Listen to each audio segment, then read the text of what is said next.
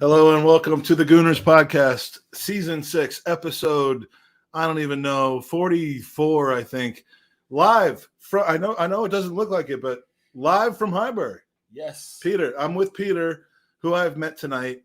Met informally a couple days ago, but formally tonight. We've been talking about Arsenal. We've been talking about a lot of other stuff that we're not going to get into on the podcast tonight, but wonderful, wonderful guy. Peter, tell us a little bit first about who you are, about your connection to the club, because Peter is, besides being a good guy, he also happens to work for this business that we're connected to in some way called Arsenal Football Club. Yeah, so I'm the PA announcer at Arsenal Football Club at Emirates Stadium. I'm also the DJ, so you can blame me for the Sweet Carolines, the WWE music, the lot. We're not blaming you for Sweet Caroline. We'll talk about that. Yeah. The WWE music, we're not blaming you for. We are lauding you for that. But so yeah, I'm sure there's going to be some questions, some and before you ask, please just don't say play this song on Monday night for me, because I've already locked that in. I've already told him it's going to be the Gooners Podcast theme, followed by Another One Bites the Dust, followed by a song that I wrote when I was 8 years old that I didn't get published. It's called Broken Love, and I'll release it soon. But that's going to be going on after the Palace win, right? You may or may not get a release of that song. We'll see. We'll see. Well, all right. Well, this podcast is over.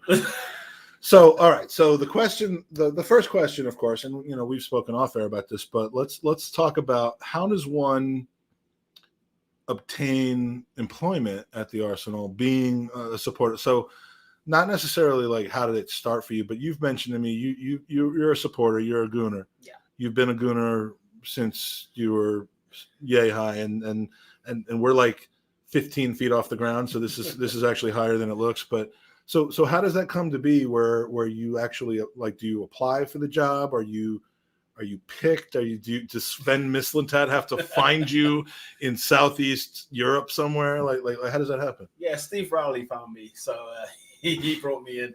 No, honestly, there's a website, arsenaljobs.com, right? So they had like a few jobs on there, and there was like a PA announcer role, which was like the assistant to the main announcer, the voice of Arsenal, the voice of God, if you will. And it was to be his assistant. And that's how I kind of got involved with the club. I also worked part-time in the Armory as well. So when we moved to Puma from Nike, I had also joined. That's for the Puma pronunciation. Peter's new to the Gooners Podcast, and we ring the bell anytime someone says something that's like exclusively British, like something you wouldn't hear in the States necessarily. So yeah, Puma gets that. Sorry, we could be here all day. Well, to be fair, I mean, look, we're going to be at 6s and 7s later in the podcast. Dear. But yeah, so I joined that as the assistant to the main announcer, Paul Burrell, the voice of God, the main announcer who was there for 30 odd years, and from there I kind of got to know people at the club. And then ended up doing other roles. So I do, other administrative roles as well. But my main thing is the announcer role, the music, the Arsenal DJ, if you will. And that's how I got involved. And yeah, that's that. My connection to Arsenal grew from like 97, 98. Dennis Bergkamp, I met him and I was in love. And that was the end of that. Thanks to my dad. And after the marriage didn't work out, then he left the club, but you joined the club. I joined the club after that. I couldn't ignore it. We won the double that season. So where else was I going to go? That's right. Man United? Now we know. Yeah, now we know why. James Johnstone in the chat saying, is this the legend who plays the wrestling themes at halftime? If so, much love. Thank you for combining my love of Arsenal and wrestling. James? Go on. Well, yes, it is the man. And so let him bask. Oh, James, I'm the biggest mark you will ever meet in your life. Believe me. Yeah, I'm bigger than you, my friend. But yeah, I happen to be the guy that plays all kinds of wrestling music, all kinds of music at the Arsenal. Now, I happen to know that we have this is an open mic. This was a very late kind of put together podcast. We were hanging out at the Arsenal Tavern, the two of us, Elliot from Arsenal Vision, who is incredibly jet lagged. Otherwise, he would have joined us this evening. That, and he publicly refuses to associate with me, but like privately we're but like, so I forgot where I was going with that. But we do have someone. Oh, we made it an open mic chat, so we will be bringing on Colin pretty soon. And if anyone else wants to join, please go to GoonerOpenMic.com. If you want to ask your questions, I happen to know Colin is a massive professional wrestling supporter, because I'm just so conditioned to not say fan, because that, because then I'm a Yank. He's a professional wrestling supporter. James, it's open to you as well. David Ziegler's been on the podcast wearing a lucha mask. Oh, yeah. So they're, unlike what Andy would like. Andy, the founder of the Gooners podcast, my podcast wife, the guy who we almost never see anymore, he likes to call people who like the intersection between Arsenal and professional wrestling, he prefers to use the word virgin to describe those people. Now, I have 2 children. They were immaculately conceived because apparently I enjoy the wrestling, a little bit of the wrestling. So yeah, we will get into that. I'm sure Colin will have some questions on that. But David is asking if you take donations to record stadium announcements of his name that he can use as a ringtone. We're going to lose this guy his job. I don't say that celebratory. I'm just saying I know us. And by us, I mean me and all of you guys in chat. I know what we're going to do. And we're getting along really well right now, and I worry that we're gonna fuck that up. Well, put it this way, yeah, David or David? Well, it's David when he says something smart, and it's David when he says something stupid. Well, if he's ever at a game, and if he turns up to a game, let me know that you're there. I'll give you a shout out at halftime. Make sure you record it. Do as you wish. Look, I mean, do as you wish. Knowing people, we're legacy fans of professional wrestling. Oh my god. I'm waiting for Vince McMahon to just give me that call. I'm just waiting for him. That's all I'm waiting. Well, last night on my way into Wembley for the England game, I ran into somebody who, somehow picked up on the fact that I'm a Yank. I don't know how it came across. I don't know really what happened. I was wearing shorts and an American, flag shirt, but other than that, no. And he says something about professional wrestling. And so I asked him WWE or AEW. And he literally pulls up his shirt. And I'm thinking I'm about to see a grown man nude, which, as you do when you come to London. Yeah. And instead he has an AEW shirt on. So I think no better time than to bring in our first and possibly our only open mic guest. Get in there, GoonerOpenMic.com, because I'm going to need to get this guy off the podcast pretty soon. Colin, who I love, by the way. They got Colin. I finally got my green screen working because I've got my tripod now. It's not on my crappy phone. You're moving up in the world then, man. Well, no, not really. It's just I can be arsed to get a tripod off of Amazon for a quick work and stuff. So let me take a second. In all seriousness, man, I watched the content you put out in the wake of Chig's passing, and I know how close you were to Chris, and I just want to say that I feel for you, man. I miss him, and I'm shocked at what happened. And I know that my relationship with him, while private and one-on-one, I know that I wasn't the closest person to him, and you and Lee and Kenny and everyone else that knew him, much, much better than I did. I'm just devastated by the whole thing, man. And I just wanted to give my love to you personally, because I know that you had a lot of time for him and he had a lot of time for you. The thing about that, Mike, that there's things that knock me on my ass. Granted, there's not many of them, but that definitely did. And I mentioned it in my video that I did on it. It was, at first, it was anger, more down to shock. And then it was more like the emotional breakdown. But those are the stages, my friend. Those are the stages. the thing about it is, right, I know we've had our disagreements over the years. I'm aware of that. But here's the thing, right? And this is what people won't understand partly. Friends fight. That's it. Like, that's it. But yeah, it's not. No, I didn't want to get too far down the negative side of, and by negative I mean sad. It sucks though, because like I've known him since 2016, and just knowing that he's not here anymore really is a kick in the balls. And like there were back in, like, you'll know this, Mike, but back in the day, me, Chig, and Tops used to do regular podcasts with each other. Like that was the. I'm not ashamed. I'm not. Look, all right. I'm very proud to kind of have that as part of my memory as an Arsenal fan now, because we essentially, and I don't feel I'm being like too like big-headed in saying this, but the three of us created a niche product separate from Arsenal Fan TV in a sense. Yeah, no, I can see that. And while it wasn't everyone's cup of tea, we all benefited from it. Chick benefited from it. Tops did as well when he was doing his thing. And so did I. So really, we all benefited from that. And we created this community where it's not all insult. It's not insults or anything like that. It was just one of those where we could get our own opinion out there. We may not agree all the time, but at the same time, when you look at it, you go, yeah, I'll still remember that. Yeah. But to tell you the absolute truth, bro, I don't even want to talk about that now, because that's why I wasn't doing as much content last week, because I was in the pits, man.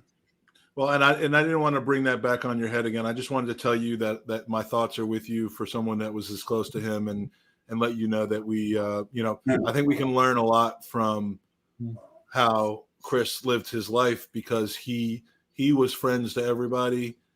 He was friends with people who, as you well know, do not like each other. No. But he was able to compartmentalize that in a way that like made you feel like, you know what, you don't have to. He doesn't have to like everyone that he likes, but you know, he'll still maintain a relationship, and you were one that had a very close relationship. So again, I don't want to dwell on things that make us sad, but I just want to let you know that my thoughts are with you on that. So so let's talk about wrestling. I appreciate that, man. I really do. I really do. But on to the actual questions that we're actually here for. Okay. Yeah. Now we got Peter with us. So now, Peter, I have a little bone to pick with you first and foremost, right? It's not a bad one. It's not a bad one. But where is All About the Boom, Adam Cole's theme music? Where's that? Where's that at? Come on. There's only one game a week now. We're not in Europe anymore. You can't get through the whole fucking Rolodex. No, you cannot seriously have a game at the Emirates. And well, actually not. To be fair, this team doesn't even justify that song. That's for actual good teams. So I don't know why I'm even doing it. They should be playing Jungle Boys music from now. No, Colin, seriously. Do you know what, Mike? Yeah, that'd actually be fitting. Like, Jesus. Colin, I've listened to that Adam Cole one, and I'm like, oh my god, this is mage. You know, it's got to be the right time. It's got to be the right moment for a tune like that. Yeah, it's got to be right, innit? Big tune. Don't worry, it's coming. Don't worry. Oh, good. That might not be a beginning of the second half song. That might be the before the game song. And you know, again, we got actually here's the game where you could have used it. Just hypothetical here. Tottenham at home. What did I use against Tottenham at home? I can't remember. How big of a fanboy of Peters are you, Colin? I can't remember. What did I use at Tottenham at home? What did I use? Listen, the commenters get commenting, because I don't remember what it was. Well, I was at a pub where it was loud, so I wasn't able to. That's my excuse for it. I was doing a fundraiser, so I would have known, but Colin, what's your favorite era of wrestling? Oh, tough one. I mean, I like It few. has to have been the Attitude Era. No, actually, believe it or not, it's not. It's not. Now, I love that era of wrestling, but it's not my go-to. My Like go-to Bruno is Sammartino. no. My go-to is the beginning of the Ruthless Aggression era. That's a good era. Right, and I'm not talking the Raw side of it, because Raw was basically just Triple H burying everybody. My go-to is the SmackDown 6. My fellow podcasters would absolutely hate the fact that we're doing this right now, but I don't give a fuck because they're not here. So hey, Peter's here. Let's have a go with it. Like, come on. You know what, Colin? I played the WrestleMania 2000, the Run DMC D-Generation X theme tune. After by the way, after the first half we had, I could do nothing else. I can see that. Yeah. Don't worry, Adam Cole. Don't you worry.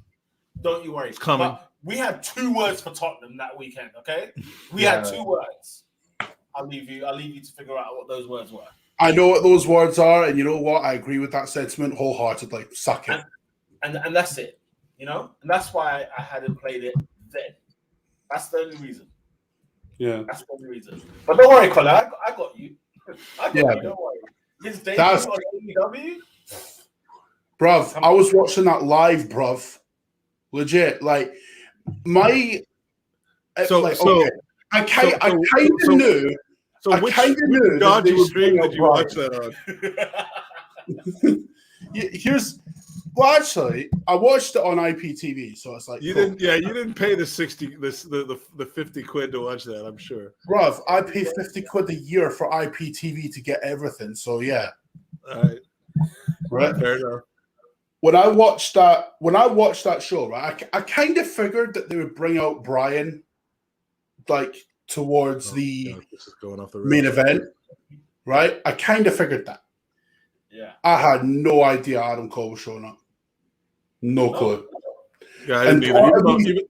Part of me, they saved they put Punk's like first match in 7 years on at semi-main because of that.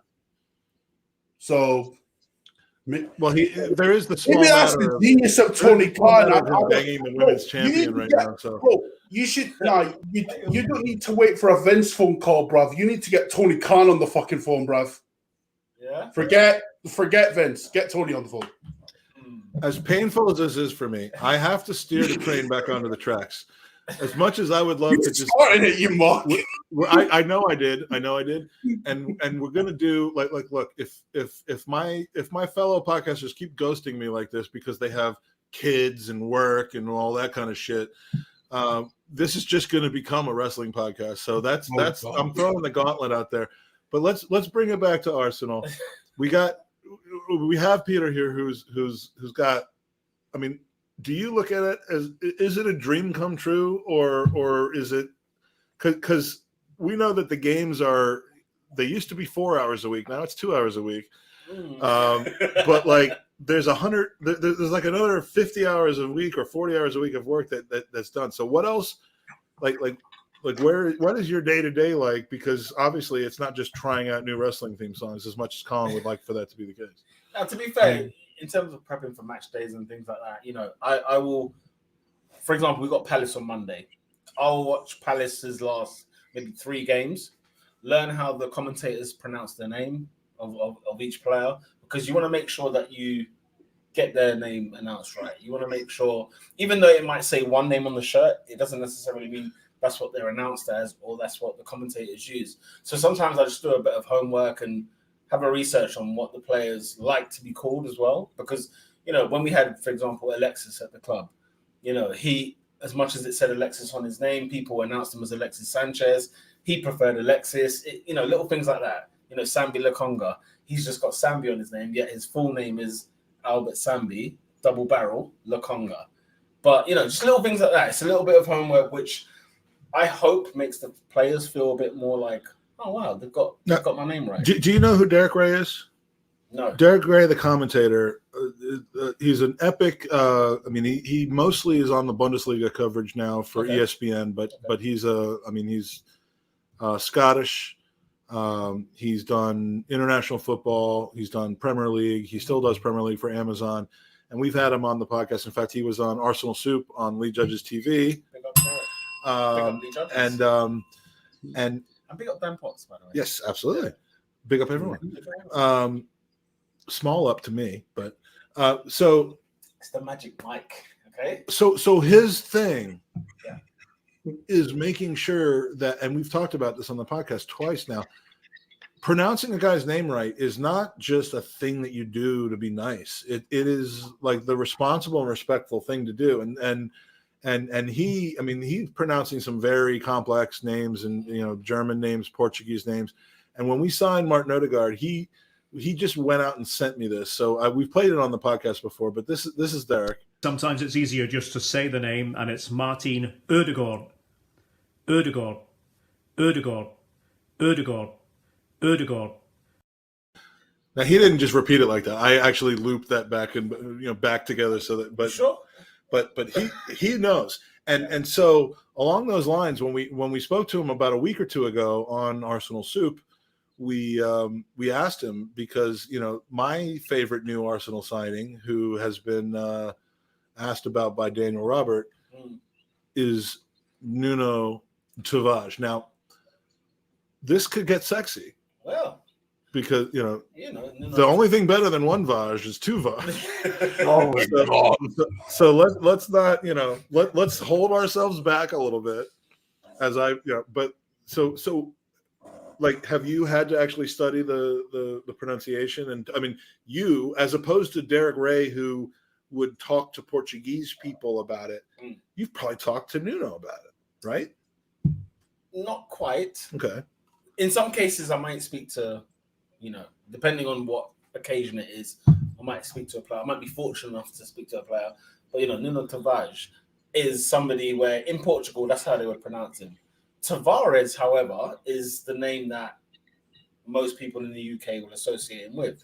So he's not necessarily. And some people probably would not mind that, like Bruno Fernandes. Yeah.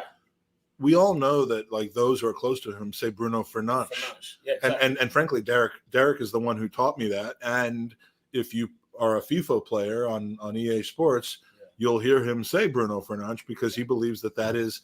He'd rather be, and this is words out of his mouth, he'd rather be wrong. He'd rather be criticized for saying it in the way that they want to say it that's not popular than disrespectful by saying Bruno Fernandes. Yeah. And mind you, he's not calling all the other announcers who call him Bruno Fernandes disrespectful. Yeah.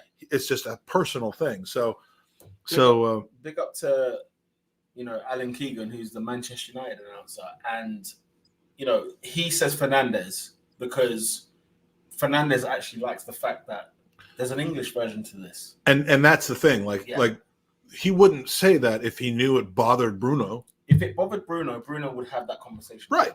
Or tell whoever he needs to tell to say, whoever that guy is or woman is that's saying that name, get him to stop. So So is there a community of like are you now in a community of 20 like you've just mentioned the Manchester United, like is there like a WhatsApp group? Well, no, there's not a WhatsApp group. However, I've tried to get in contact with everybody. It's just a case of they're looking at me like, who's this kid? But I mean, like is the Burnley guy like we're not going to be here that long anyway, so I don't need to get to know this guy. I'm trying to hunt them down. Like I follow Alan Keegan, and he doesn't follow me. I followed Emma Saunders. She does Watford, for example. Doesn't follow me back. But I don't know whether that's because their fan bases are. I'm going to Watford on Saturday, and when she says something, I'm gonna shout back. Yeah. Follow Peter. Yeah. DJ Selenki. She'll be like, well, who's that?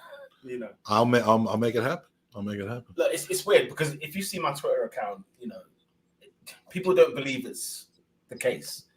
It's like it's some other Arsenal fan that just is pretending to be the Arsenal DJ. Well, frankly, when you showed up at the pub tonight, I would, Elliot and I had a bet that 50-50. Like, would you actually be the person, or were you just Because I'm like, your public persona and profile is fairly low key. Yeah. And I mean, maybe that's by design. Maybe that's by the fact that like not everything has to do with how many people follow you on Twitter. Sure. But like I was like, is this? I obviously believed you, but the more we talked about it, yeah. I mean, I could still be wrong, but we'll find out Monday. But I've let this guy into my apartment, so I think I'm either no, but so it's not a community then. It's not like this tight knit thing of hey, I have the same job with another club. It's not the goalkeepers union just yet. It's not the top. That's the 8. And there's not like a top 6 and like because I understand why Burnley and Newcastle wouldn't be getting back to you, but. Well, Newcastle. Nah. Colin, any other questions for Peter while we have you on, and anyone else that wants to chime in? This is a very late breaking open mic pod. So if you want to come on, James, I'm looking at you. Daniel, I'm looking at you. David, if you're back from your trip and in the States, get on. Let's talk to Peter. Keep me company because I'm all alone here once Peter leaves. But GoonerOpenMic.com gets you into the backstage, and we'll bring you on. So Colin, anything else you want to bring up? I mean, we haven't even talked about the state of Arsenal at the moment. No, you probably don't want to. Well, okay, two-part question here, right? Now, part of it's from a fan's perspective, obviously, but also part of it is from a general club perspective, right? From the fans' perspective, what's your Twitter like? Because I would imagine that you would get trolled at some stage because everyone does. Like, are people like more? Do they troll you because it's like because you're associated with Arsenal more, or is it less? Colin, to be fair, like Mike was mentioning earlier. No one actually knows that I am associated with Arsenal. They just think I'm just a generic guy on Twitter, literally. So sometimes, some music gets played and they'll be like, what the heck's going on here? But they don't necessarily at me. Look, I'm nobody, Colin. Believe me. I'm just literally here, No, now you've been on the Gooners podcast, so you can't say that anymore. You're nobody plus now. You're not quite somebody, but you're nobody plus now that you've been. The only reason I asked that, mate, right, is because like it happens, like because in the general scheme of things, right, I'm nobody as well, right? Well, we know that. I don't really, but again, I don't pay too much attention to it. However, these things do happen, like, and I'm just like kind of curious if it's more because it's like because you're associated with the club, because you know what it is like. Arsenal get battered awful daily on social media. It's embarrassing, but from a club perspective, like when you're in and around the stadium, like before like a game and whatnot, because I can imagine with a game it's like madness. But what's the overall like atmosphere like during a game day and whatnot? Do you know what?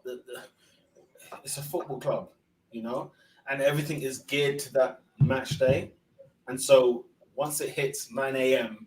on game day, everybody is like buzzing. They're pumped. Everyone's getting their job done, to get the game going ahead. Because at the end of the day, as a staff member, what you care about is making sure the game happens. The fan walks in and they're making sure that there's 3 points on the board. For us, it's a case of let's make sure we can facilitate that 3 points can happen in the first place. So it's a different kind of buzz. But for me, being a fan and a staff member, I get the best of both worlds.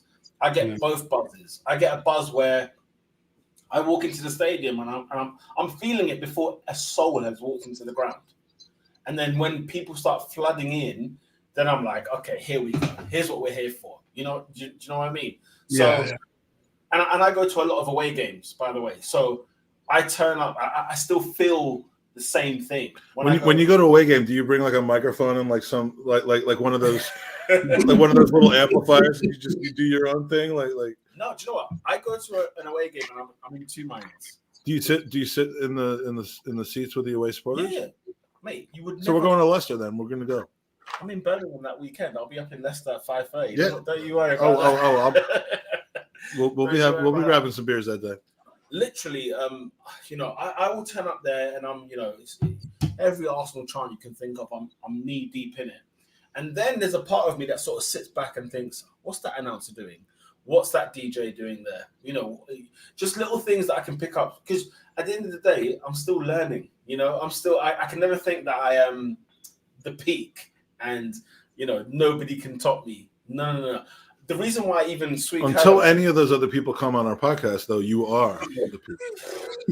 The reason why Sweet Caroline, for example, why it even became a thing, we beat Chelsea in 2017 at Wembley, right? Chelsea were the Premier League champions. Antonio Conte, Hazard, Diego Costa, Cesc, he who shall not be named, the lot, right? And we beat them that day. We played Sweet Caroline after the game. Not we, but as in the person at Wembley played that. And the crowd went mental.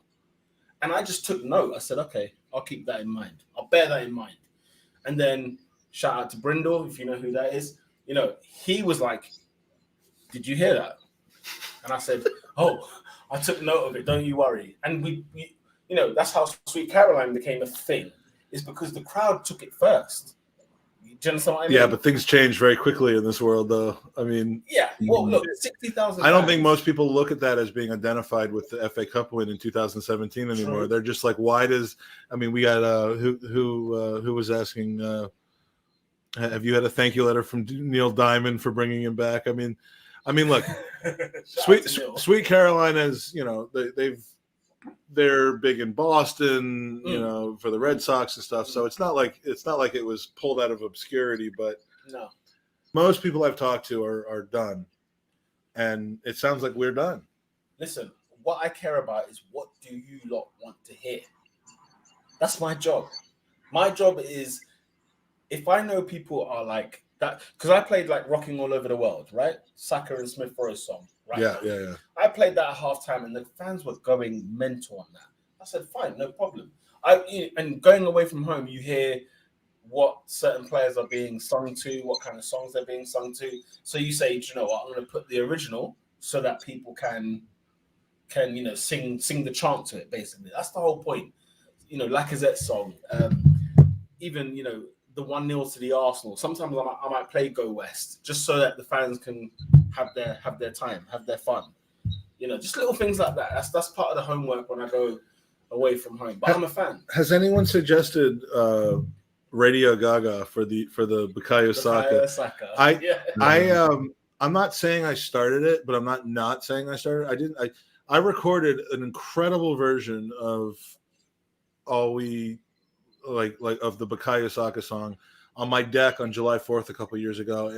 I ended up like falling over my umbrella on my deck. I mean, it's so professionally done, and from that point on, it became a thing. So I think we have to incorporate that in. And I wish I could play that. I just haven't uploaded it, but yeah, I'll see if I can find it. That will be a homage to you on Monday night. Yeah. Look, you know what? If that happens. Oh my Does God. Magic Mike have connections or not? Just don't go for a beer yet at half time. Just stick around. That's the only time you can go for a beer, though. Okay, we'll come in earlier. No, I'll be the placky who leaves in the 35th minute so that I can be back in the seating bowl for halftime. There you go.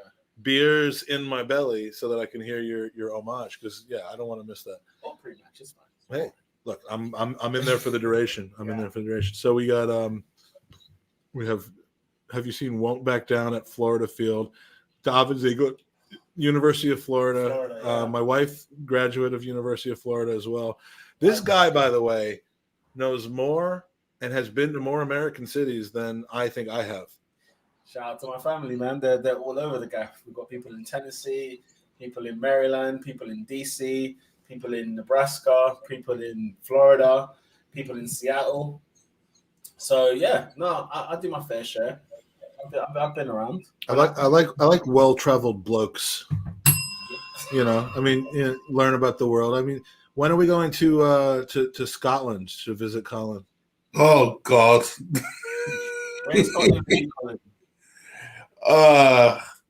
I live in Perth. Exact address, please. No, I'm not. No, Mike, I'm not giving you my exact address. No, Fuck off. he's not in Scotland. He's right in front of the Emirates Stadium. Can't you see that? Come on, Mike, how many times do I have to tell you this? It's a green screen, bro. Jesus. Oh shit! Like, oh my Yeah, God. you had me. Oh God damn it, man! You had me. I'm pretty sure I didn't. I'm pretty sure I didn't. Gazidis' office over there. I'm pretty sure. Yeah, that is. No, printer over there, couch over there. You're breaking kayfabe, Colin. Yeah. You're breaking kayfabe. Oh my God. I don't care. Bro, conversation we're kayfabe gonna have 5 years after- ago. What are we talking about? I couldn't talk about wrestling in front of Elliot when we were at the pub, but now after this thing goes off, kayfabe will be broken. A lot of things will be broken. And he's got to go to work tomorrow. I don't. Bro, but seriously, if you chat to me, right, I break kayfabe on a daily basis, so it doesn't really matter to me. Like, come on, man, Jesus Christ! But especially in the digital age, man, nothing is kept a secret now. Nothing. Like, seriously though, where in Scotland are you at? I'm actually in Perth near McDermott Park, where St. Johnstone play, actually, which I haven't been to a game there. I haven't been to a game there in years. The last game I went to was probably 2015. Like, you didn't do the preseason Rangers Hibernian? You didn't do none of that? well, no, because at the time I was in Aviemore for like a holiday and stuff. So naturally, if I would have gone, or if You I missed some could've, great performances. Bro, I watched the highlights of those games. I'm glad it didn't go. Bloody hell. You could have reached out and touched Tavash. Yeah. You could have, yeah. Like, I'm not you, right? I'm not a weirdo. Like, come on. Oh, I don't know about that. I do, unfortunately. Speaking of weirdos, I've just found it. Oh. Here's me falling down. Hold on. What is that? Is that a sparkler in your hand? Like, I was very drunk at the moment. Hold on. All right, now watch this. Watch me fall.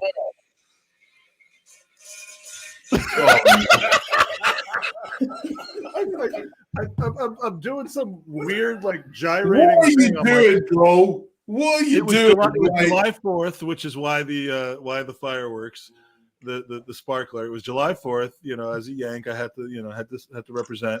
But and then I was doing some sort of gyrating motion, and I stepped on like a plate or like my umbrella base, and yeah. I mean, I just think that you need to play that on the video screen. No.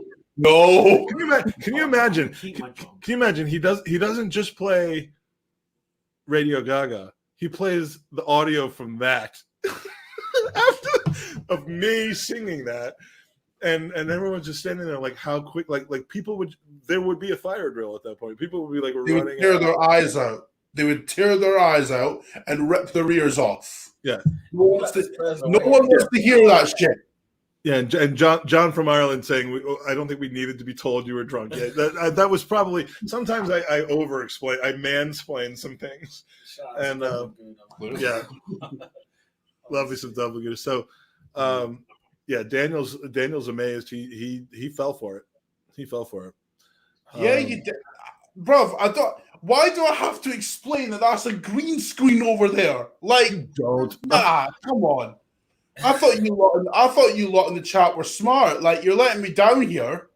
Like, Jesus. Don't make fun of Daniel. Daniel still thinks that Bird Leno is an ostrich. Don't make fun of him. I mean, by the way, proving my point. Like, come on. This is Daniel Roberts' view of Arsenal right now. So don't call him stupid. I mean, like, the guy's very smart. We did have by the way, this is cross promotion right now, which us in the industry we call cross promotion. If you watch Drop the Magic Mic on the Highbury squad, you will see Owen and I talking about our favorite Bird Lenos, our least favorite Tottenham players of all time, and there's some that you wouldn't expect, and there's some that we missed that you would expect. We talked about our favorite goal celebrations. He absolutely trolled me by telling me an explanation for what the ladder dance is all about, and he had me going for a while. So if you haven't watched it, go to the Highbury squad, watch Drop the Magic Mic. Go to Lee Judge's TV and watch Arsenal Soup. I'm getting out there, man. I'm this is my home. This is the podcast that I co-founded, but I'm doing some stuff. I'm getting out there. If you like it, cool. Of course, there's Gooners versus Cancer as well. 3 more weeks, less than 3 weeks now. There's 2.5 weeks left. Gooners versus Cancer, raising money for the Leukemia Lymphoma Society. We're trying to get $25,000 raised this year. We're at 18 plus, and we're going to need your help getting to 25,000. So, Con, I'm going to need you to throw all your weight behind this. Get all of your AEW and WWE supporters. Oh my God! Like, I'm gonna need you to take out a mortgage. Why you put all the weight on my shoulders, bro? Why? Like, what have I done? Because I've done a lot of work over the last few months. It's time for you to goddamn do your share. No, I'm just kidding. You hear what happened to Oh, how nice, Mike. Yeah. Bournemouth and Wales. You know what?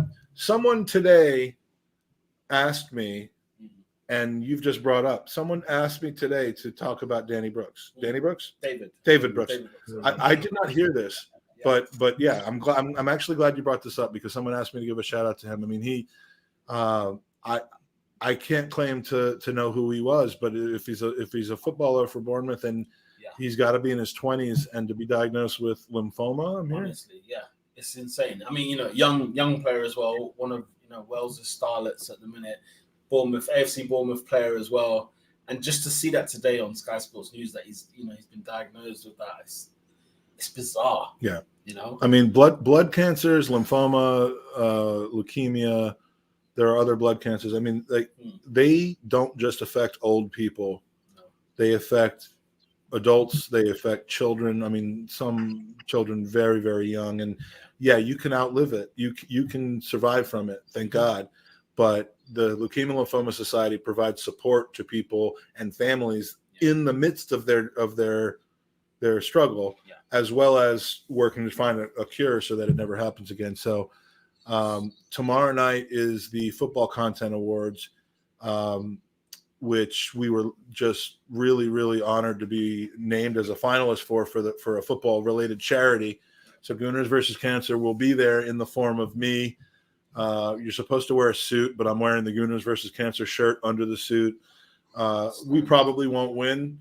It's a weird kind of process. I don't know, but winning isn't the important thing. It's just drawing attention to charity, and it's going to be an interesting evening. I'll be on with Elliot on Friday to talk about how it is because they're up for best podcast as well, which they should win. But thanks for bringing that up. Yeah, I just wanted to. It's just constantly in our face that people are dealing with this, and our goal is to try to get rid of it. I want to, just wish David Brooks a speedy recovery to every Bournemouth and Wales supporter as well. Everyone's prayers that are towards him. Mine are the same way, and also for the cause you're doing tomorrow. I can only hope and pray that whatever you need sufficiently to look after that situation. I pray that it will come to pass. Now, Daniel, that's completely changing the subject. Daniel Robert wants you to basically say Bird Leno. Now, Bird Leno came from Owen, who's Irish. There are words and things that he can't pronounce. He can't say burned. Like if he was talking about somebody who accidentally set themselves on fire, he would say, "Look at the bird. Look at the guy who burned himself." And I'm like, that's not funny. I mean, the guy's in a lot of pain. Stop with that. but he can't say it. So he's been saying Bird Leno for for years, which is why we have all the different Bird Lenos. And Shout out to Owen. And- He's hilarious. yeah, and Daniel is Daniel's Bird Leno's #1 fan, and we will always give him the time and space to talk about that. So I was about to. You didn't mention, but Jack Wilshere. Sure. We talked at the pub earlier about Jack Wilshere, and Colin, as long as no one else comes on GoonerOpenMic.com, and I'm opening that invitation, long as no one else comes on, you're my co-host for the evening, my friend. It's a Wednesday night, bruv. You know, You got nothing better to do, right? Nah. See, this is what happens when you don't plan your shit, bruv. This is what happens. Well, that's. Did I tell you about that? Did I tell you? Look, you know what? We don't plan our shit, and that's we're a boutique podcast. But you still got some people here, loyal. Yeah, All I care about is the 11 people in the chat right now, the one person on screen with us right now, and the guy that's next to me, and we're doing content that you're not going to get everywhere else. No, So look, we talked a little bit about Jack Wilshere, and so he's involved with the club now. Now I've heard over the years that Perez came back and trained with the club. Mm-hmm. David Beckham came and trained with the club, and his kid was involved in the academy. What's different about Jack Wilshere's current involvement in the club and those where the guy came back and he was an ever present? I mean, I stood outside the entrance to the Emirates as part of Arsenal America, greeting the players as they came off the bus, and Beckham walks in. Yeah. Was involved in all that, but we never thought that Beckham was going to play for Arsenal. Sure. Is there a reason that we should think that Jack Wilshere might play for the Arsenal? I mean, what is he, 29?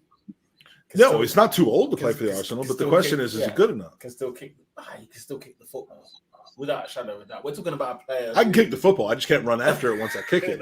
I can kick it really well.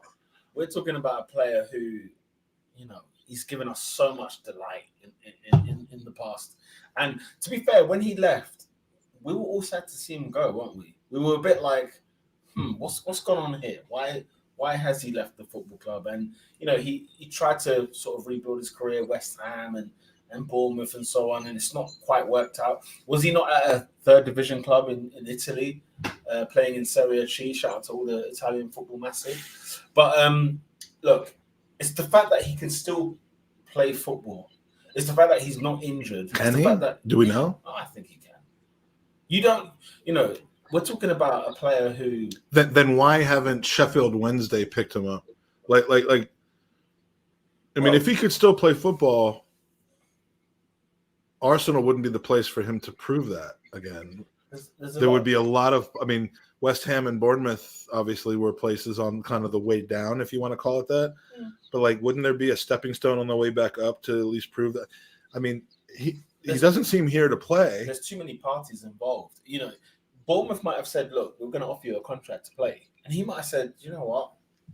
I'm better than this." Or I don't want to be here in this area, in this place in my life. He was saying, when he had that interview, was it with Ornstein, he was sort of mentioning that I want to play football.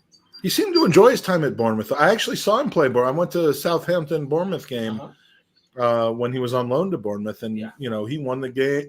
He didn't win the game, but they won the game. He went over to the away supporters. He took his shirt off. He was kissing the badge. I thought he really had a good time there. Part of me thinks that was his big mistake. He went on loan to Bournemouth. Not that Bournemouth is a bad club, but why did he go on loan? Well, I think at some point in that, it's weird for a guy with that much experience at a club to then go on. I mean, Arsenal have put some guys on loan that have been played in the first team for 4 or 5 years. Yeah. Normally, it's not that way. Yeah, you put Callum Hudson-Odoi on loan to give him the experience that he needs to come back and either be sold or make the first team. You put Fuller and Balogun on loan, or you should. Yeah. In order to get them the experience. You don't take, like for us to now put Lacazette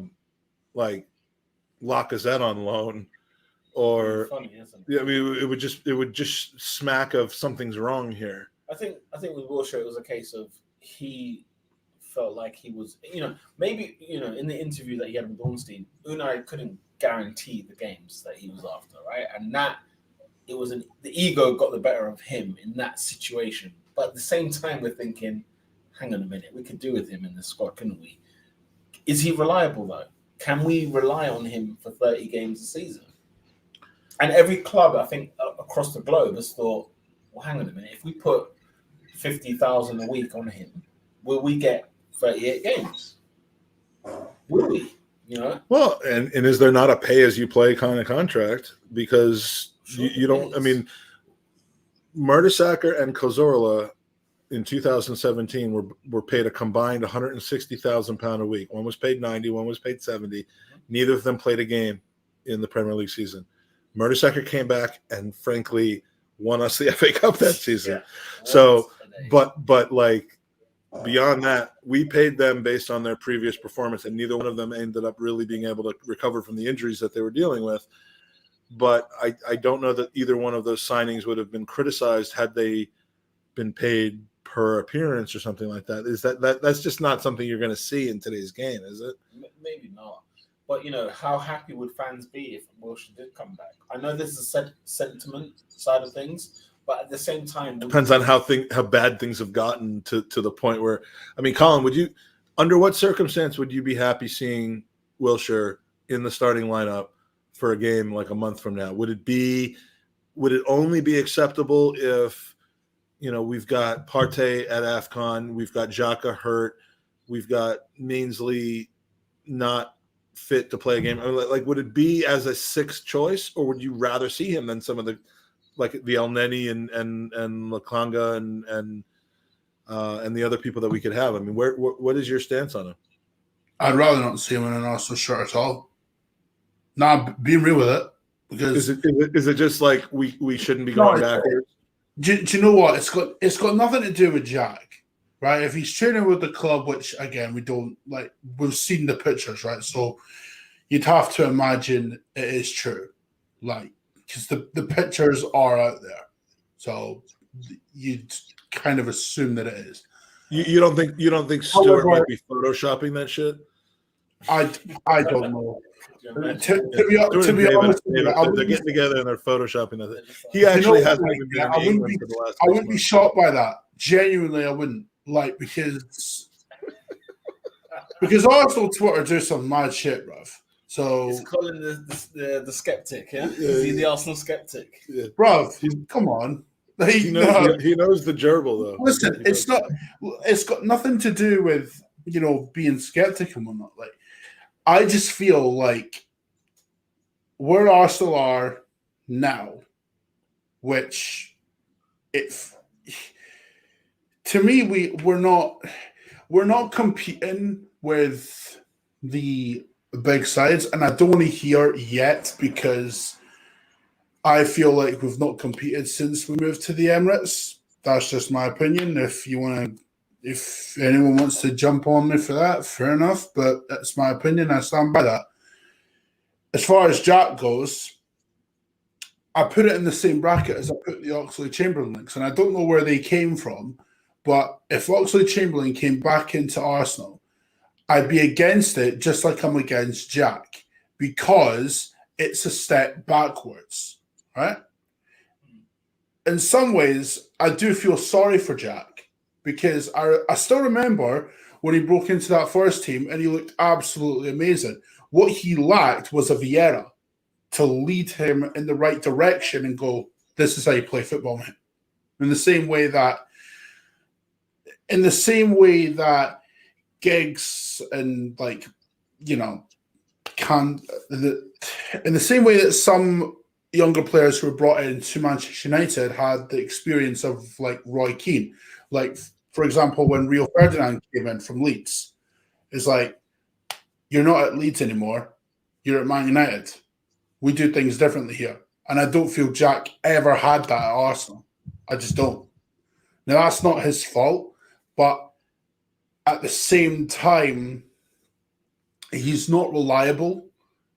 Like, because when I look at Jack, right, I think probably on the ball, one of the more talented midfielders that Arsenal have had in their ranks since Cesc. Right? Yeah. But the problem is he's not reliable in the same way that when he played for England, right, the reason why you would never see him start in a tournament is because he's not reliable. Like you can't go after like 5 games and say, oh yeah, we can rely on Jack. No, you need to see him in a full season. Are you saying that based on injuries or based on performance? Based on injuries mostly, because you need to see him over a full season.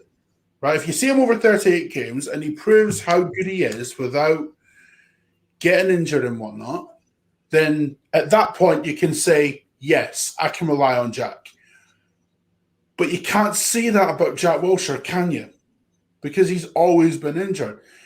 We may have, if he is coming back in to play a part, which I don't think would be the case, because if you've only got to look at the clubs like transfer policy this summer to think that might be a bit skeptical, because bringing in Jack would sort of go against what they've outlaid with Edu and whatnot.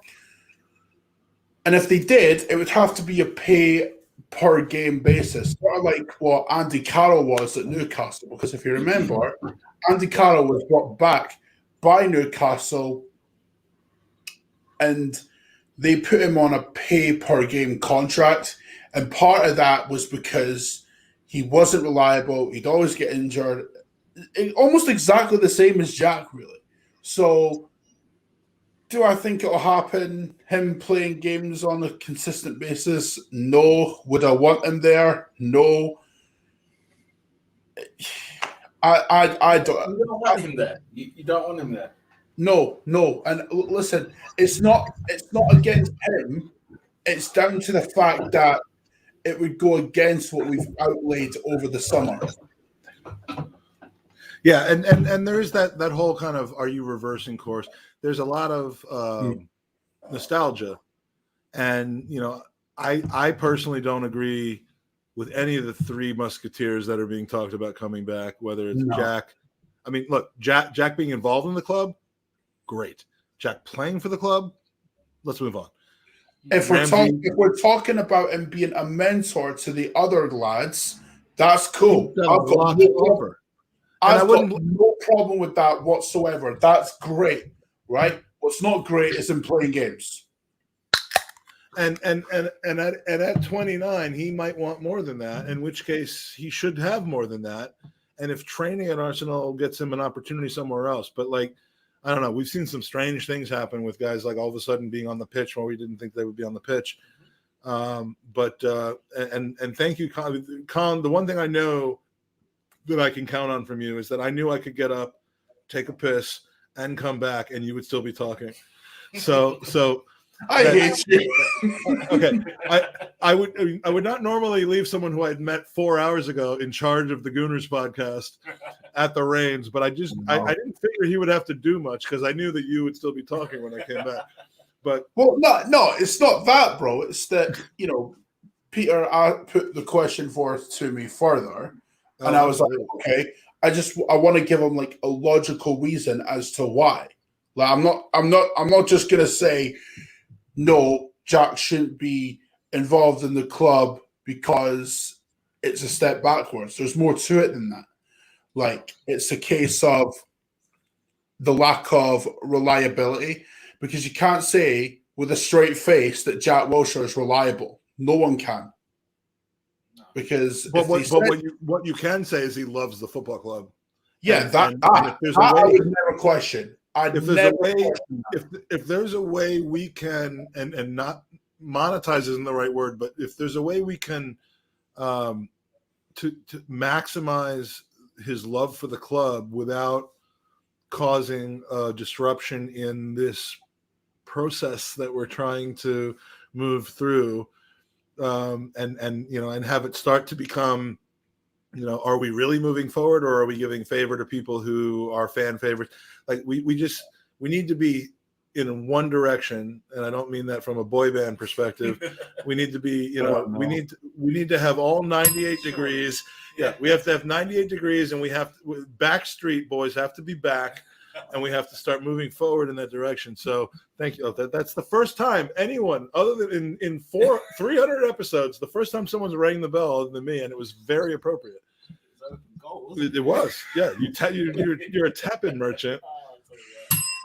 But yeah, no, I don't think we need that. But so the one last thing that we're going to talk about, we're at an hour now, and I want to thank those of you who are in the chat. It's a late podcast. It's a small podcast. That's who we are. Low key, Dublin Gooner, Daniel Robert, Danny, of course, always Danny, John Dublin Gooner, David Ziegler, James Johnstone, who might have fallen asleep by now, but he was here earlier. Even this is Arnie Arneson, which is like Mikey Mikeson from Iceland. That's a new name. We love you having you in here, and of course Taib from New York City. Thanks for joining us tonight. The last topic it's somewhat of a controversial one, but strong feelings about a certain midfielder for us that seems to play very well for Switzerland and not so much for us. So yes, we're going to talk about Granit Xhaka. Now, I've been outspoken before I go to you, Peter. I've been outspoken that I don't criticize his play. I criticize his personality. I don't like the guy. I really don't much care for him. And I'll tell you, well, one reason why I think we have to go to the video, because he almost to put it in wrestling phrases, he almost stomped a mud hole on my ass because of this. Granit, I just wonder whether I could ask you just a little bit about leadership and captaincy. Obviously, Lauren's not here at the moment. It felt as if last season you really took on a lot of responsibility as a leader within the team. Did you enjoy that? And I guess, if it comes to it, would you welcome the opportunity to wear the armband either on a long-term or a short-term basis? Yeah, it's not my first time I was a captain.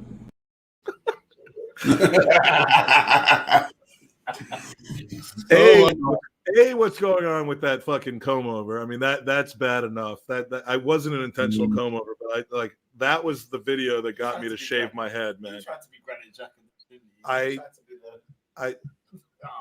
Did you see? I mean, it's quick. You might have missed it, but did you see how he looked at me? He wanted me dead. I see it. He wanted me dead. He wanted me dead, and he knew people that could make me dead, and I went into hiding for 2 years after that.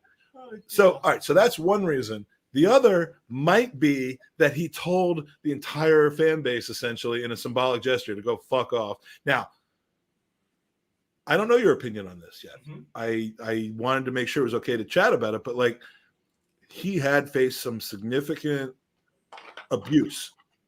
Absolutely just awful, inexcusable abuse on social media from a small but very vocal handful of people leading up to that.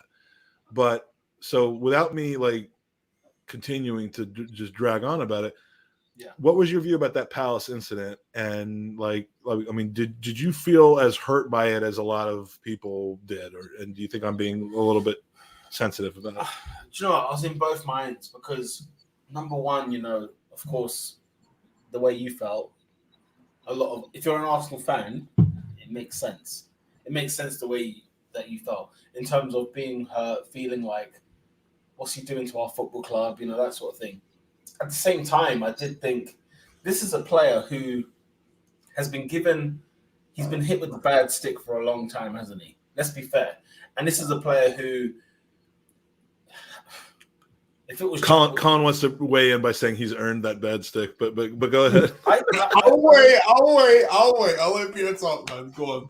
I saw the mouth moving, but I'll never forget a line that Gazidis once used, because you're never as good as you think you are. You're never as bad as you think you are. And I think with Xhaka, I felt like, yes, there's some criticism that you could say is justified, but there was also some criticism that I think was just too far. You mentioned the the comments and things like that. I mean, there's no place for that. There is no place in for life, not just You know. football. But I was there when it happened, and I felt like he was walking off the pitch. He was getting off. You know, he had been sent off and whatever else. He was walking really slow for a game we needed a goal. It was 60 minutes. You know, it was the 60th minute I around think, that time. I think that's why he got the jeers, though. I mean, yes, people clapped when the number came up. Yes. Yeah. It was a small minority of people. As he continued to slow roll that walk-off in a game where we were underperforming, I think that specifically led to the growth of the disruption, which then led to his reaction. Like, I don't think it was A happen and then B happen. I think it was an interactive situation that he contributed to. Yeah. If we were losing, I'd understand that point. Look, being level at home against Palace is losing. It was 2-2. It should be. Anyway. No, it was 2-2 with 30 minutes to play. You know, that's the way I saw it. With 25 minutes to play, let's say. We had given up a 2-goal lead that we had in the first 10 minutes of the game, and he wasn't. Right. I mean, he wasn't great necessarily in that game, but I think everybody's frustration was, where can we pin it to? And when that substitution happened, and he got the crowd cheered when he got subbed, and I felt like some of them did. Yeah, well, sorry. Let me say. Well, you were there. No, let me say. I'm on television. No, you're right. Some cheered, not everybody. And you're going to hear that, even if it's 10% of the crowd. I don't want to say poor guy, because, you know, this is a player who plays for the Arsenal. He gets paid whatever X amount a week to play for us, but he's a human being, you know. And I've not necessarily had personal interaction with him, but I've seen him a few times. I've met him a few times. He's a normal guy. From all I've heard, I mean, that, you know, he's not an ass. And everyone professionally that's ever been around him, whether a manager at club or country level or a teammate, speaks very highly of him. It's only supporters that seem to think this, but, like, you know, if you've had a bad game, if you've had a bad podcast, and they say, you know, we're going to switch you over for Owen, right? We're not expecting cheers. Okay, for us it's banter, whatever, but it wasn't banter that night.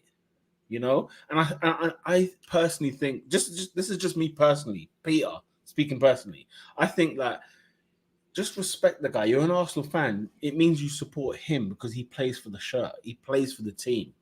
And at the end of the day, you might not think he's great. Guess what?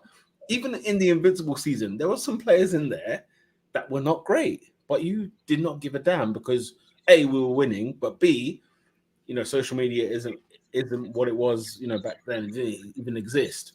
But I just genuinely think that we went too far. We just went too far. You've gone too far, and it's suggesting that I might have done a bad podcast at one point. Well, I'm just saying.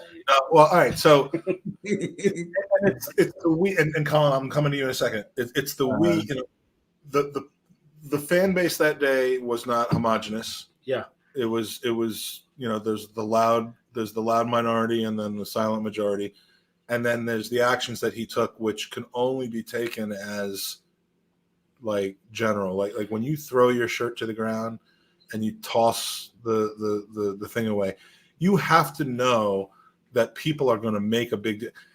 Yeah, I'm a snowflake that I was hurt by that. Sorry, but, like, you have to know that that's going to be taken that way. And I think, you know, as a footballer who also uses social media to your advantage when it's convenient and when it's possible, you have to be able to have a thicker skin than that. And I hate that because I don't like being trolled. I wouldn't enjoy that. I would probably lash out, but I'm on a small infinitesimal scale compared to the notoriety that those players have. And I just felt like the abuse he got was from a vocal minority, but the action that he took essentially spit in the face of everybody.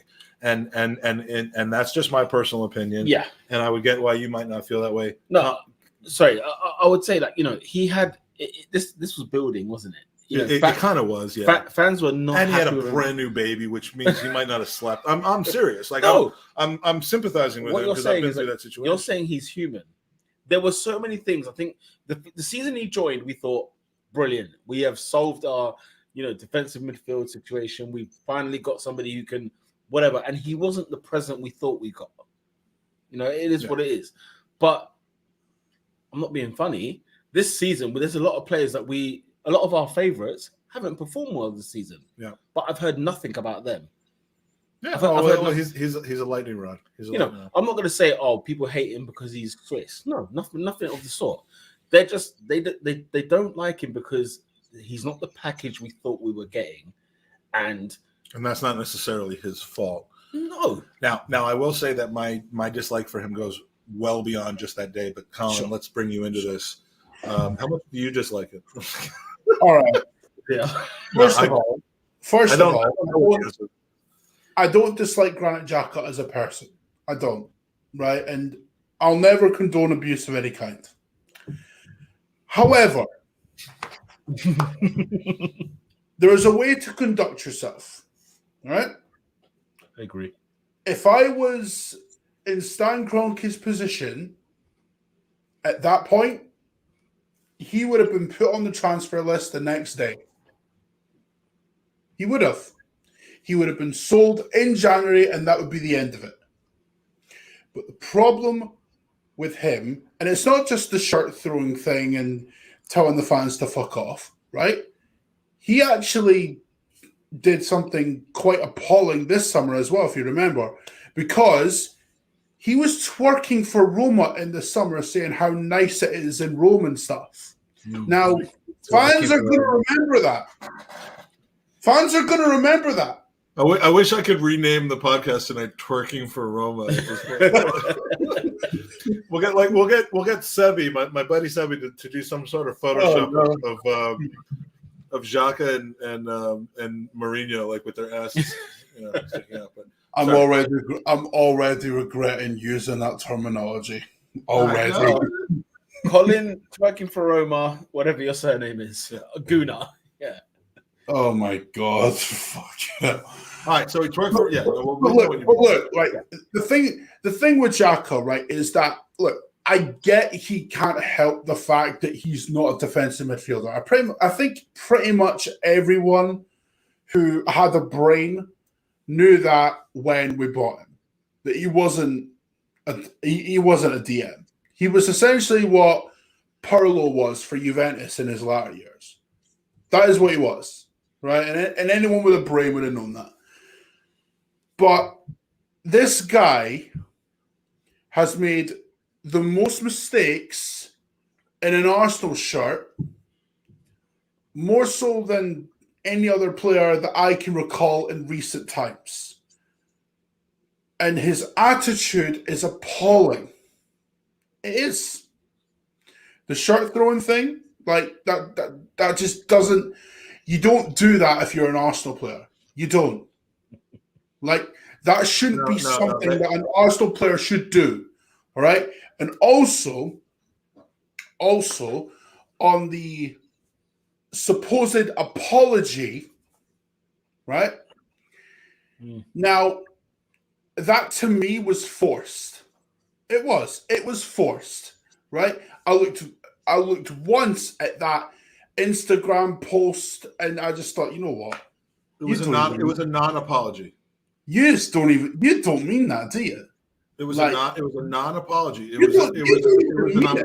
It was an I'm sorry if you were offended by my actions, which is a non-apology. Exactly. It's not I feel badly for what I did. It's I'm sorry if you were offended. Also, Mike, what he did was he used a separate issue to deflect away from his performances. And in that sense, he was acting like a boy, not a man. A man would have fronted it and gone, listen, I'm sorry for what I did. And, I've not been up to standard. That's what a man would have done. What a child was is deflect away. And ultimately, that time was systemic of Emery, right? Because let's not walk away from the fact that Unai Emery was the guy that stood by this guy consistently, even during that time. And Xhaka made it impossible for Unai Emery to pick him, because if he did, there would be a huge backlash. The second he walked on the pitch after the Palace game, there would have been boos ringing out throughout that stadium, and everyone knows that. Everybody. But did he strip the captaincy from him on that day? I think he did, yeah. And if he didn't do that, then there would be outcry, like proper vile stuff as well. Well, and I don't want to pile on, and I certainly don't want to put you in a position where you're because again, I know you work for the club, and I trust your genuineness with what you say, as your beliefs, but that was disturbing to me. What was worse was like just the little things. When he comes back, he tends to have his best games after a suspension. We saw it against frankly, we saw it against Spurs until he got hurt. Like no one wants Arsenal fans, Mike, right? They'll do this consistently, where a player just acts unprofessional beyond all belief, and then because of a few good games, they'll just forget the incident ever happened. Well, Xhaka is forever in the doghouse with me. He's forever in the doghouse. Yeah, or an out-of-favor player will do one small thing that they think they should not end up having to be punished for, and you never see them again. Shortly after Pepe had that red card in the Europa League or something like that. But the thing about Xhaka for me, and this is my last word on Xhaka, it isn't that he did what he did, or he said what he said, or he acted how he acted. It is a true lack of remorse, and on a personal level, he shouldn't have to show remorse. On a figurehead level, you absolutely have to. And when he came back and played well, a few games after that game, he came back and scored a cracking free kick and scored a goal. And his first reaction after that was to just basically talk shit about people who doubted him. I honestly, in the post-game interview, like I know what my qualities are. People doubt me. He made himself out to be the victim again, and was like, "This is what I do." And this stuff, it was funny the first time when he scores for Switzerland in the Euros, in the game that he wasn't suspended for. He had a great Euro. Yeah, he led that team. He scores. He goes into the camera and starts doing this shit. I'm asking a lot of somebody to just. This is what I mean. Like, he's acting like a boy, not a man. That's what I mean. Is that okay? The people who were furious about what he did against Palace, do you think he's talking about them, or do you think he's talking about those that constantly forget Palace? I think he was acting out at a small group of people, but he was doing it in a group in a setting that essentially was the entire club. You don't throw your shirt down on the Emirates pitch. No, but besides that, even as you're talking about his Euros, as you're talking about the fact he does all this, Oh yeah, well he has to be the victim. He has to be motivated by the haters and grow up. I think we're talking about personally, I think he gets unfairly judged. I think there's a part of everybody I think has credence, and there is reasoning for criticism of Xhaka, but at the same time, I do think it goes too far. Everything goes too far. And the question is how much. Do you remember how much you let it affect you? Do you remember Alex Song? Yeah. He never got anything near that. But let me tell you something right now. That is a defensive midfielder that never played in defensive midfield. Right. But he got nowhere near the criticism, say, Granit gets now. Before the Palace situation, by the way, because Granit it was a case of the kettle was boiling, wasn't it? And when Palace happened, it blew the top. And that happens sometimes. Like you can't legislate for that. You can't say that this is a predictable situation. That was not a predictable situation. The angle wasn't about. And maybe Unai Emery really didn't do him any favors by pulling him out of the game at that point. Yeah. I mean that. It's how you react as well. It's how you react. Like when you're subbed, the way I look at things, right? The way I look at things, I would simply go, look, okay, it's a small minority. And at the time, it pretty much was. It was a small minority of people. But the thing with that is, as soon as you give these people the presence or the attention that they look for, that voice only gets bigger and bigger and bigger. And that's exactly what happened. Yeah. Granit Xhaka. We now know that we can get to him. And I don't mean we as in, because my goal is not to get to him. Trust me. No. But like anyone who wants to get to him understands now that their efforts pay off. Yeah, because he has the mentality of a little boy, Mike. That is exactly what he has, right? And the thing about it is, right, you can associate this with any walk of life, right? The second you give the minority the motivation that you do have a weak-minded mentality, your bad acts are effective. Exactly, because then they'll do it more. If you react, they'll just keep on piling on and piling on and piling on until you crack. Now, I'm not justifying those people putting all that abuse onto him. Like, that's disgraceful in my book. However, he should have the mindset to go, I shouldn't react to this. Part of being, I think, and tell me how whether you agree with this or not. Part of being in today's public eye, whether you're Granit Xhaka, whether you're Robbie Lyle, whether you are Kim Kardashian, Granit Xhaka, did I say him twice? No. Whether or anybody else is troops, whatever.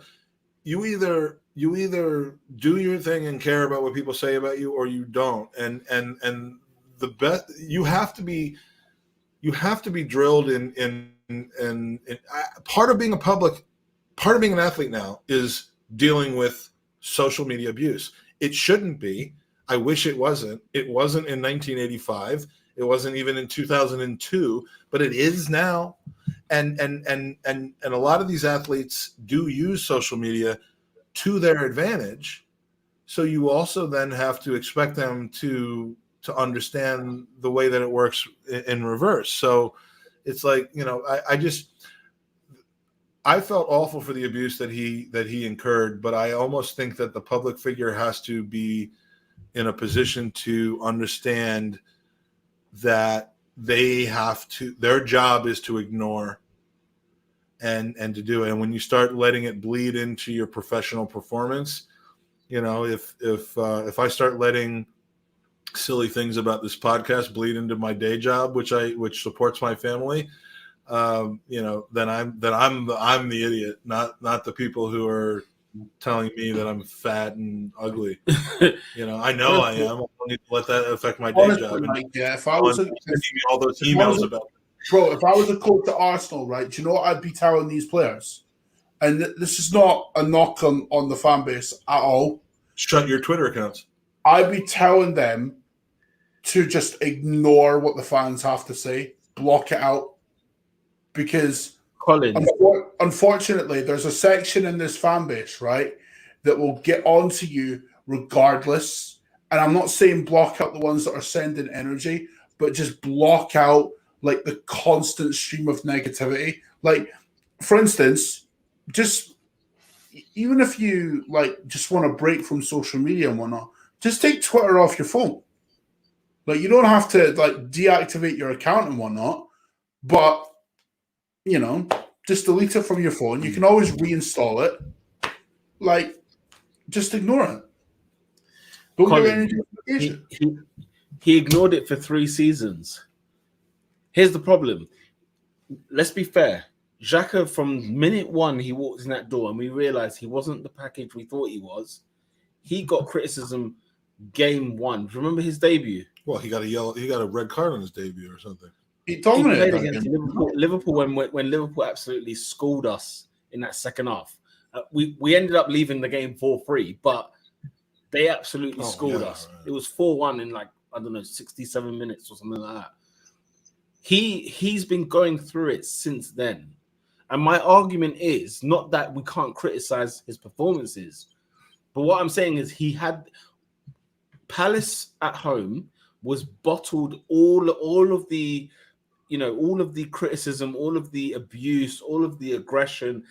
the top blew off when everybody cheered him off, but not necessarily just for the day itself, but since his debut up until 2016 up until 2019, right?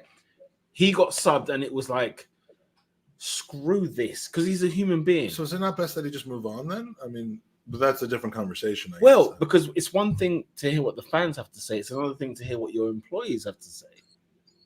Because Wenger played him every game. Emery played him every game. Ljungberg played him every game. And Arteta plays him every game. And so Switzerland doesn't tick without him. No.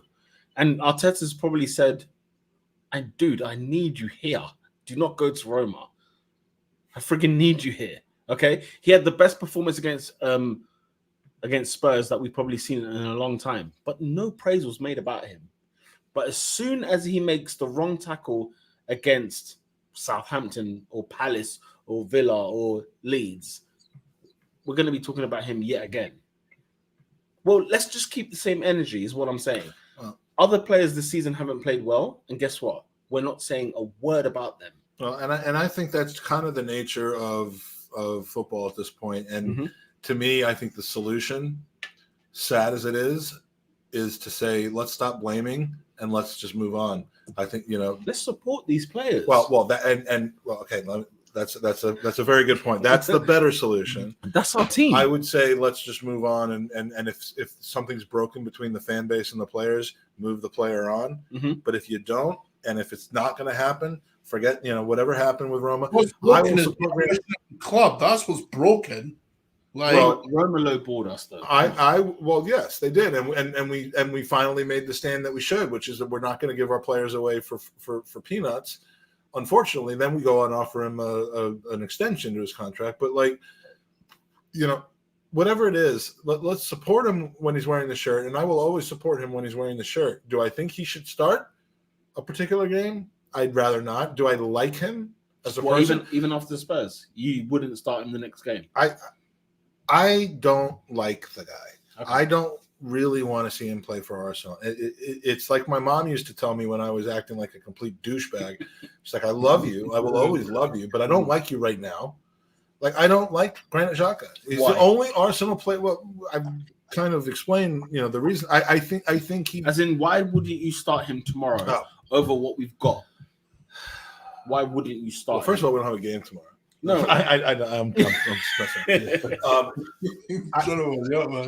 And I'm such a dick.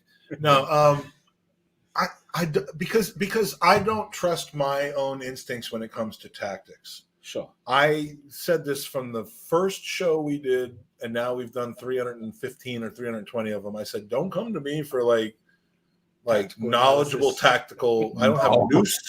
I don't have nous. I don't have noose. I don't have nous. I don't have any of that. Noose. What the hell is noose? I did have a noose. I might have a noose soon. Yeah. No. But like, I just react to what I'm feeling, and I think I don't. I've felt about Arsenal players who left us very negatively. I mean, Nasri, Adebayor, RVP, even Cesc. Like they're dead to me. Rarely have I ever felt about a player who plays for us and still plays for us, and frankly has devoted and given himself a lot to us, as negatively as I have about Granit Xhaka. And I just don't feel like I like the guy. And maybe I'm being stubborn, but it isn't tactical. I've heard people talk about, all he does is pass backwards and this statistic and that statistic, and he's awful and he turns the ball over. And then I've also seen the arguments on the other direction that, like, look how we played against Spurs. This is what we were missing against Brighton, and those are all valid comments. You can feel that way. You can be right. You can be proven right with statistics or with anecdotal evidence or with opinion, because we can't prove what we don't see. So if he's not there for Brighton, we can only surmise that he would have helped the game or hurt the game. We don't know. So you can always be right when you don't know. But I just don't like the guy. So I would rather see him moved on. I would have rather, he would have been perfect to play with Mourinho as far as I'm concerned. You think? Not that I want to see Arsenal taken advantage of in the transfer market, but like, move him on. We need to get this core of players that the players shouldn't be chosen by the fans, but they should be universally loved by the fans. Yeah. I would like to think. And Did you love every player in the Invincible season? I wasn't watching the Invincible season, Oh, and okay. I've gone on record as that. You know what? Fair enough. Fair enough. You know, I want to love the players that play for the Arsenal, and maybe I'm short-sighted, and I'm probably am by being this idealistic about, like, I mean, I loved Cazorla and I loved Rosicky and I loved all these, you know, I loved Alice Oxlade-Chamberlain, but he wasn't good enough. But like, I just don't want to not like a personality. Sure. And to me, that's what Xhaka is. And if I'm the least negative person probably in the entirety of Arsenal podcasting, other than Ty from AFTV, who like, Well, no. No one beats him. I mean, Uncle Ty, he's- no one beats him. he's not negative. He's not toxically positive, but he's like just positive to a degree that like takes work. We don't understand it. No. That's what it is. I'm positive only because I just don't want to be negative. I just don't want to hate. I don't want to be upset. I need to be able to look forward to something. I need to be happy about it, and that's my whole view.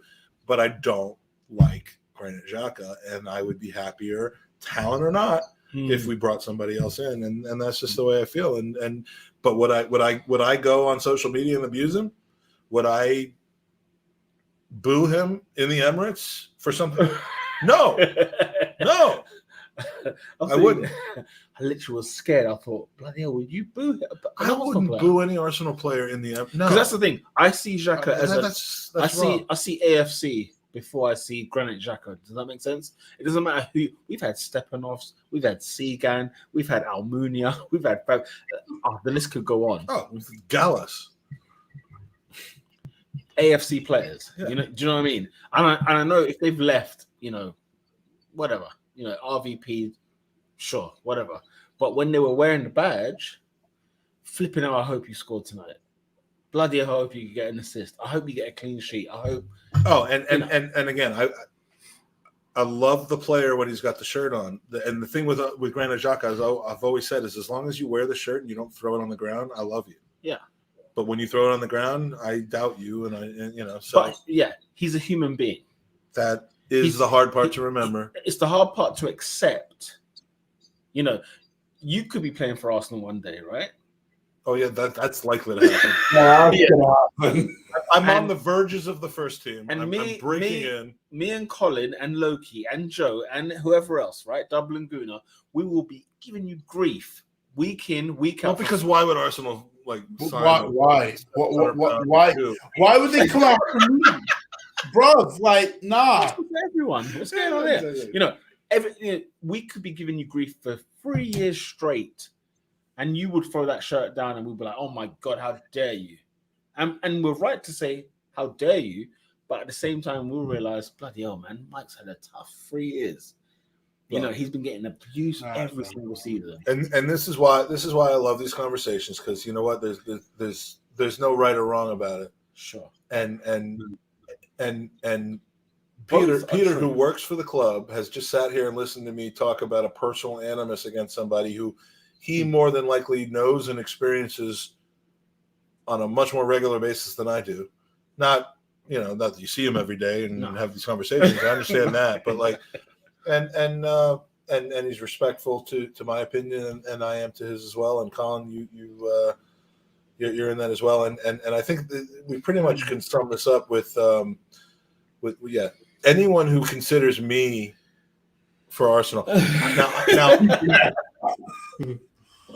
Although the way Edu is moving, the way he's moving, that's not entirely plausible. Like, this guy is signing, like, this guy's like Neto and shit. Like, so it's not entirely implausible. Like, who knows? If you get on the phone to Edu, you might just get something. I don't know. Now I don't know though, because in 1990, this is my football team. This is me here on the right with the circle around my crotch. And there's Gab Marcotti, my teammate. Gabby McCoy. Gabby's my teammate from the American School London in 1990. And the coach, who's not in this, I don't know why there's dudes on the the lower left who are like apparently making out with each other.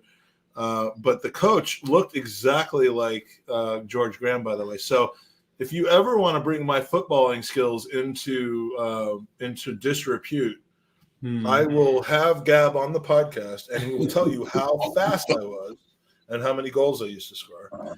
And I never once threw the American School of London shirt onto the pitch, or told the school to fuck off, which probably I would have been expelled, and then I would have, Shout out to Gabby McCarthy. Yeah, no, love me some Gabby. He'll be on soon with us again, but and he's an Inter guy. He is, and I'm all for Inter. He is, I'm but all for it. but we mates from back in the day.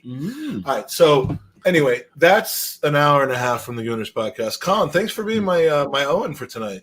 Thanks for being. We need to have a guy on with a funny accent as co-host. And I don't know if that's an insult or a compliment here. Where you go with it? Yes, it is. Yeah, he was unable to make it tonight due to work situation. So it was nice having you ride alongside us tonight, Peter. Man, it's been a pleasure to meet you. I've enjoyed our conversation before, during, and soon to come after the podcast. But listen very carefully to the music that is played on Monday. Yeah, there's gonna be James Taylor. We do Billy Joel, and there's going to be klezmer music for those of you who know what that is. Okay. We're going to have Hava Nagila. All right, I'm going to work on this guy, and we're going to see what happens. But Colin, anything you want to put out there to the world of 11 people? I mean, if you want to, like, I mean, I've had some very heated comments in my comments box of my channel this evening, so yeah, it got heated for a minute. But if you want to head over to my Arsenal, you can. It is what it is. I'm not going to beat around the bush. And like Mike, I have a strong distaste for Granit Xhaka. So if you find that amusing, you can always just honor it and stuff. If you find that amusing, if you find my hatred for another human being amusing, please follow me. Not even if you agree. If you just find it amusing, please, come over. Yeah, it's all banter, man. But and I could just start hitting him, and if people would find that but amusing. Listen, like Mike, though, the thing about it is, right? With me, there's certain teams you grow up liking, right? And to me, liking a team is a big deal, right? It seem like a big deal to the neutral, but it is, right? Because, for instance, I grew up loving that Invincibles team, and not because we were winning stuff, because of the individuals that were associated with that team. I liked the 01 team because we had individuals in there that you could genuinely like. Even though they were bastards on the pitch, they were genuinely nice individuals. With this team, outside of the back five and Partey and a few of the others, right? I genuinely hate this team. And I don't mean as personally. Let's not finish off on that. No. This is where we come together. Get I don't want to finish the club with that. I don't want to finish the pod with hearing that. No. Put that in context. I'm making a valid point, right? And I'm going to end it on a positive note, right? 2 years ago, right? I hated that team. Hated them, right? But now, 18 months later, I don't hate them as much because of the new signings that we brought in. Right? As much. Does that mean you still hate them? No, I don't, bro. I don't hate the back five. I just told you I don't hate the back five. I actually like them more. Oh, Colin, you're ruining it, man. I love you, man. Well, you hate the front six. No, yeah. Is that what it is? Look, mostly, yeah. Should we just talk about the people that you hate now, or should we, look? You know what? I'm going to stop you right there. Because, go. because I know what you mean, but I don't think you want to be saying what you mean. And let's not end this on a negative note. I don't know. I think I do want to say what I mean. I've done a very good job. Maybe so, but I don't want you to say what you mean. So and I have the buttons. And I don't want you to say what you mean. Bloody hell! Like, all right, let's save the like. If you say I hate Roman Reigns, then we're fine. But let's not do that about the Arsenal. Whoa! I didn't say that. The head of the table? you just did. The tribal chief? I don't have to acknowledge anyone that I Oh, want to acknowledge. my God. All right, we're gonna do it. We're gonna do another podcast about this. All right. So this has been the Gooners Podcast. Thanks for joining us for 100 minutes. Stay on for 2 more minutes because it's the last 3 weeks of Gooners versus Cancer, and I have some people that really want you to help.